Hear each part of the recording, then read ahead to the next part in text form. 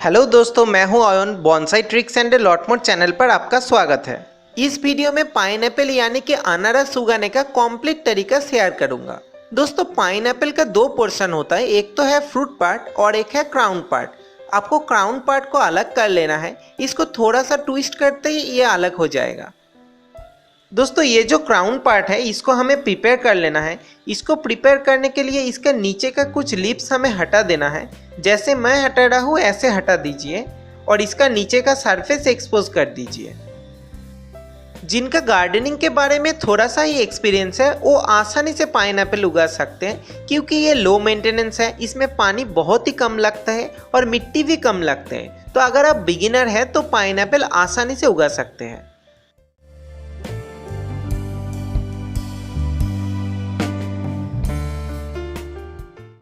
दोस्तों, नीचे के लिप्स हटा देने के बाद इसको 2 दिन तक छांव में रखना है, ताकि इसका नीचे के सरफेस थोड़ा सूख जाए और पानी में आसानी से इसका रूट ग्रो हो पाए।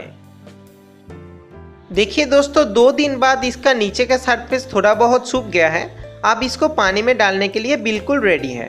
एक ग्लास लीजिए और एक ग्लास में पानी भर दीजिए। उसके ऊपर इस पौधे को ऐसे डाल दीजिए। ये पानी में रहेगा तो रूट आसानी से ग्रो हो जाएगा। लेकिन दोस्तों, एक बात का ध्यान रहे, इसको पूरा सनलाइट में नहीं रखना है, इसको सेमी शेडेड एरिया में ही रखना है। दोस्तों, 7 दिन के बाद देखिए इसमें थोड़ा बहुत रूट आना शुरू हो गया है। चलिए दोस्तों, इसको नज़दीक से देखते हैं। थोड़ा बहुत रूट आ गया है ना? लेकिन इसका पानी थोड़ा खराब हो गया है, तो इस पानी को बदल देना पड़ेगा। दोस्तों, आप ट्राई कीजिए कि रेन वाटर का ही इस्तेमाल कीजिए। अगर रेन वाटर नहीं मिला तो आप आरओ वाटर का भी इस्तेमाल कर सकते हैं।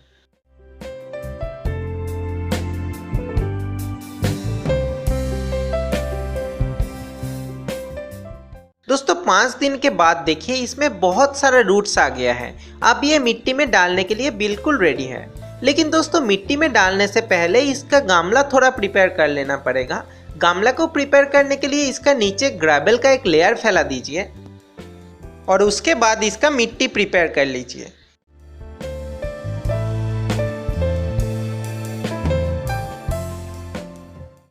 इसके मिट्टी बनाने के लिए सबसे पहले चाहिए सैंड, परलाइट। अगर आपके पास परलाइट नहीं है तो इस वीडियो को एंड तक देखते रहिए। कोकोपीट और थोड़ा बहुत कंपोस्ट या फिर वर्मी कंपोस्ट।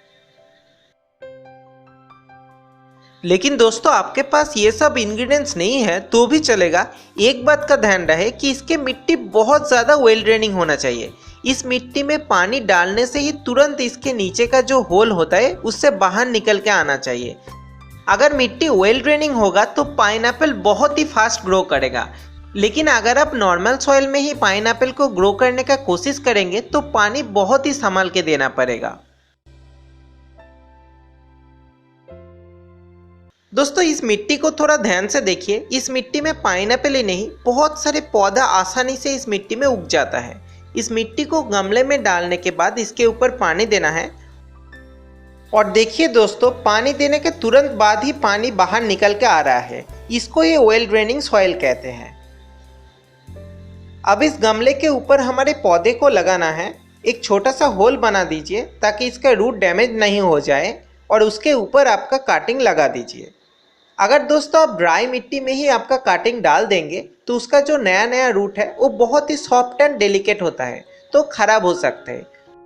तो कोई भी पौधा अगर आप काटिंग से ग्रो कर रहे हैं तो मिट्टी को अच्छी तरीके से गीला कर लीजिए और उसके बाद ही काटिंग डालिए, नहीं तो आपका काटिंग खराब हो जाएगा और आपका काटिंग सर्वाइव नहीं कर पाएगा। दोस्तों, मैंने प्रॉमिस किया था ना कि आपके पास अगर परलाइट और कोकोपीट नहीं है तो भी आप काटिंग को ग्रो कर सकते हैं। तो उसके लिए आप कोई भी मिट्टी लीजिए और उसके साथ 50% सैंड यानी कि रेत मिला दीजिए। इस मिट्टी भी बहुत वेल ड्रेनिंग बन जाएगा और आसानी से आपका पौधा सर्वाइव कर पाएगा। लेकिन इसमें पानी थोड़ा सा ध्यान से देना पड़ेगा। दोस्तों, हमारे दोनों काटिंग लग चुका है। इसको आप बहुत सारा पानी दे दीजिए और सेमी शेडेड एरिया में 1 महीने के लिए छोड़ दीजिए। और इसको सेमी शेडेड एरिया में रखने के बाद बीच बीच में इसका मिट्टी थोड़ा चेक करते रहिए। इसका मिट्टी अगर सूखने लगा तो उसके ऊपर थोड़ा बहुत पानी डाल दीजिए। हफ्तों में 2 से 3 बार पानी देने से ही काम चल जाता है। देखिए दोस्तों, 1 महीने बाद ये प्लांट कितना बड़ा हो गया है। दोस्तों अभी इस प्लांट के ऊपर मैं फर्टिलाइज़र यानी कि खाद डाल रहा हूँ और आपसे इस प्लांट को हमें पूरा सनलाइट में रखना है। आप देख सकते हैं नया ग्रोथ स्टार्ट हो गया है। इस नए ग्रोथ को और भी एनकरेज करने के लिए जो खाद हमें डालना है उसमें नाइट्रोजन बहुत ही ज़्यादा होना चाहिए। तो उसके लिए सबसे बेस्ट फर्टिलाइज़र है किचन वेस्ट से बनाया हुआ कॉम्पोस्ट। दोस्तों इस किचन वेस्ट से बनाया हुआ कॉम्पोस्ट ऑर्गेनिक है, एनपीके फर्टिलाइज़र है और इसमें बहुत सारा न्यूट्रिएंट्स है। तो इस कॉम्पोस्ट को कैसे बनाता है अगर आप जानना चाहते हैं तो मेरे channel bonsai tricks and a lot मोर पर जाइए, वहाँ पर ये कॉम्पोस्ट बनाने का वीडियो आपको मिल जाएगा। दोस्तों पाइनएप्पल ग्रो करने का पहला 1 साल आपको सिर्फ इस किचन वेस्ट कॉम्पोस्ट डालना है और उसके बाद आपको दूसरा फर्टिलाइज़र में शिफ्ट करना है।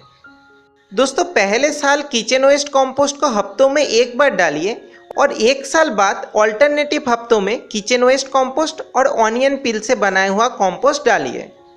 दोस्तों ऑनियन पील से फर्टिलाइज़र बनाने के लिए सबसे पहले 5-6 चम्मच चाय के पत्ते लीजिए, 2-3 अंडे के छिलके लीजिए और उसके साथ 2-3 प्याज के छिलके ले लीजिए और इसको मिक्सर ग्राइंडर में भरकर एक पाउडर बना लीजिए। पाइनएप्पल के पौधों पर फ्रूट्स लाने के लिए बहुत ज़्यादा आयरन चाहिए और पोटेशियम चाहिए। इस खाद में आयरन और पोटेशियम तो है ही, उसके साथ साथ मैग्नीशियम, बहुत ज़्यादा micro and macro nutrients and calcium भी होता है जो आपके पौधे के लिए एक कमाल का खाद है।